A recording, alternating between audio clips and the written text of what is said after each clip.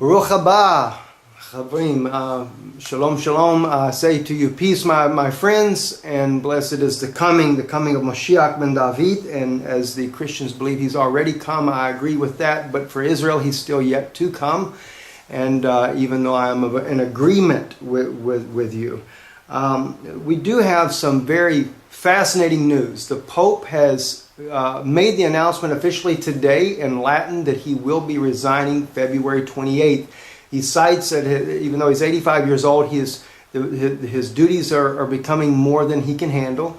And but I believe that there's far more to this than what meets the eye. It's kind of interesting. His resignation for February 28th is right after the agreement that Israel has made to allow a seat for the Pope at King David's tomb, an article that was published on February 1st in Arut Shiva, a good friend, a sister that reported that back on February 4th on her YouTube videos that brought that to my attention. God bless her for doing that.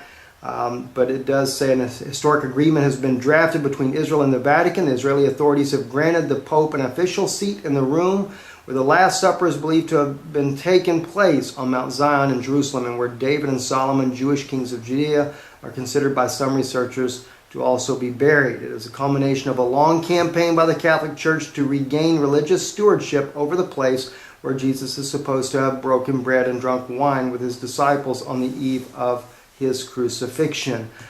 This enormous issue pushed through without any public debate. I won't go into the whole story. You can look that up on Arut Shiva's website. The article again is entitled "Exclusive Seat for the Pope at King David's Tomb." Now, what does this mean though as far as the Pope resigning? It is a serious event. Prophecies that were made hundreds of years ago about the number of popes that would be, and from what the prophecies were made, there was only one more to come based on the number of popes that they've had thus far. Is that going to fulfill? Well, it's hard to say, but I guess we'll find out soon enough. My own thought, though, has been that the last pope can be one or the other. I look at it being in two different directions as a possibility. I have looked at the possibility of someone as an example. Let me just clarify that. Emmanuel III out of Baghdad, Iraq, who is in running. He's a cardinal, and I've looked at the possibility of the next pope being Arab descent in order to strengthen those ties with the Arab people and also making the covenant with Israel. I say that too because if you look at Daniel's 70 weeks, the last week, it speaks of that the prince that shall come, and that he would be of the people who destroyed the temple of Israel, according to Daniel's vision there. And we know that Titus destroyed the temple and burned Jerusalem to the ground and threw all the stones down. And so therefore, if the prince that shall come is of the people, of the Roman people that destroyed the temple, then surely we would have to have that prince that shall come, which a prince being a duplicate of the Prince of Peace, which was Yeshua, but yet a false, so therefore an Antichrist, a false Messiah that would come in, and he would have to be of Rome. But there are arguments that Pope would be Assyrian descent based on a scripture, I believe, over in the book of Isaiah.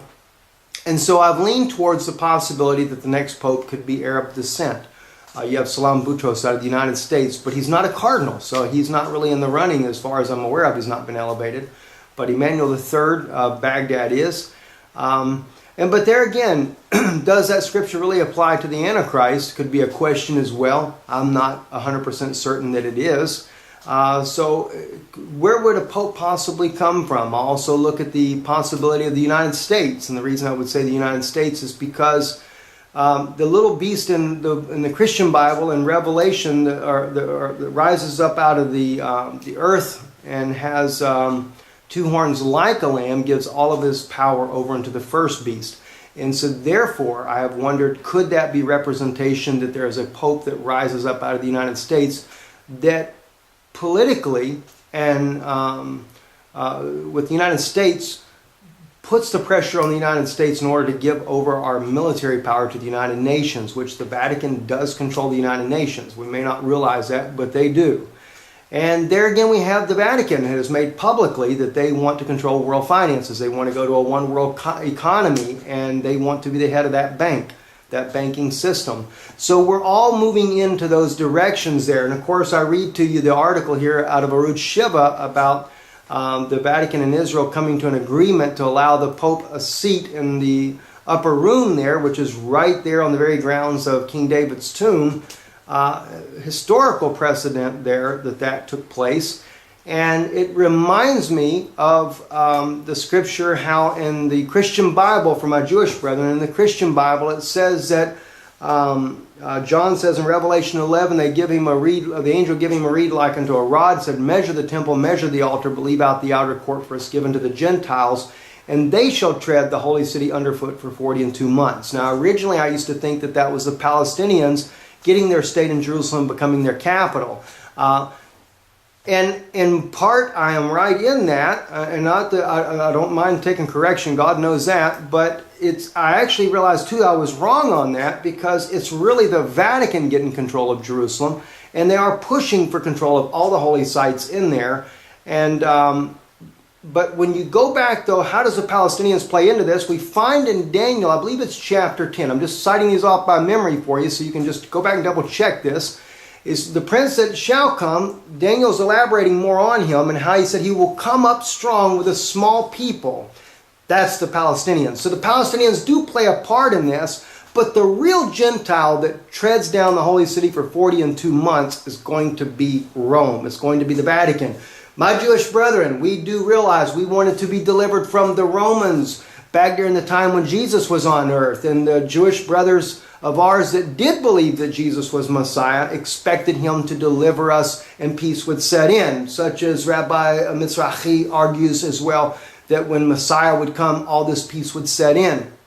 But we fail to realize the Psalm of David and the 22nd Psalm. We fail to realize the other scriptures that Messiah had to come and die. Daniel even brings it out that he would be cut off in the midst of the week.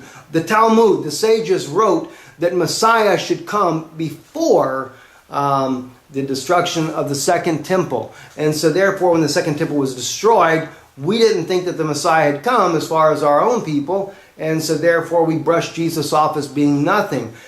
What's happening though? History has got to repeat itself. Moshiach ben David has still yet to come to the house of Israel. So the house of Israel had to be home.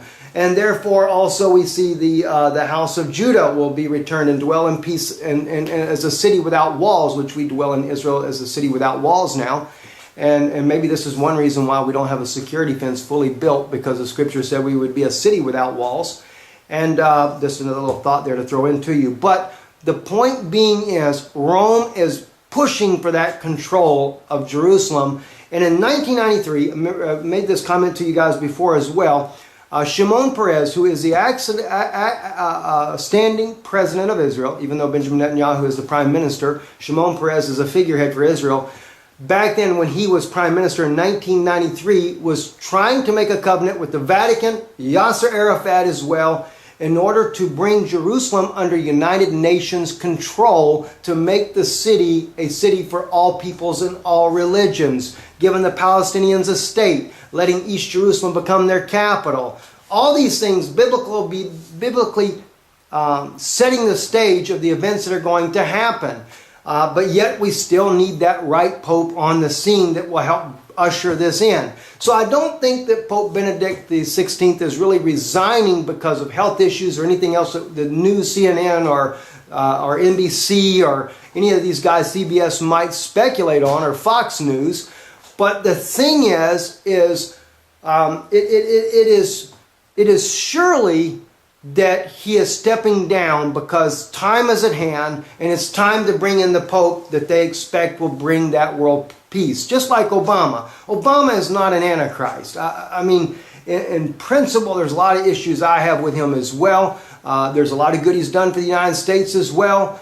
But when it really comes down to it, he's also plays a part, but he's not the antichrist, friends. He's not. He's not that prince that is of the people that destroyed the temple and the sanctuary. But does he play his part? Surely he does. He has helped set a world stage. He's helped bring the Muslim Brotherhood together. But what we have to have is not the Muslim world taking over. It's going to be Christian in a form of Christianity. It is going to be the Vatican is going to bring about a one world religion. And unfortunately, the denominations are all tied up and in bed with this situation here. They made the World Council of Churches, which no doubt has to be the image unto the beast that's spoken of in Revelation.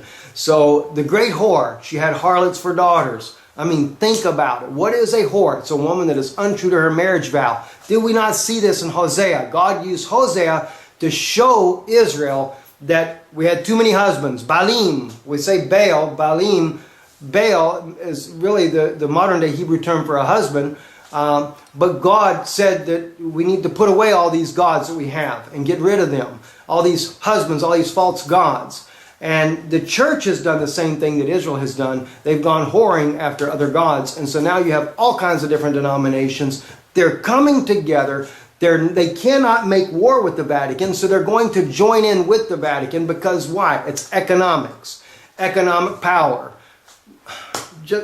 I could just go on, and I don't really want to waste that time. I wanted you to know, though, there is a new pope coming up.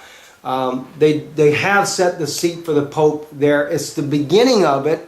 It's not the 70th week of Daniel starting as of yet. Remember, the 70th week of Daniel will begin when Jerusalem is handed over to where it's under United Nations control, under Palestinian control. However that may play out, the Vatican, Rome will tread the holy city down for 3.5 years according to Daniel's prophecy. The Vatican comes up strong with a small people, the Palestinians, which they've already done that. They've been working on that for a number of years. So the Palestinians, you're just playing into the pawn of the devil. And now the time is at hand. God bless you.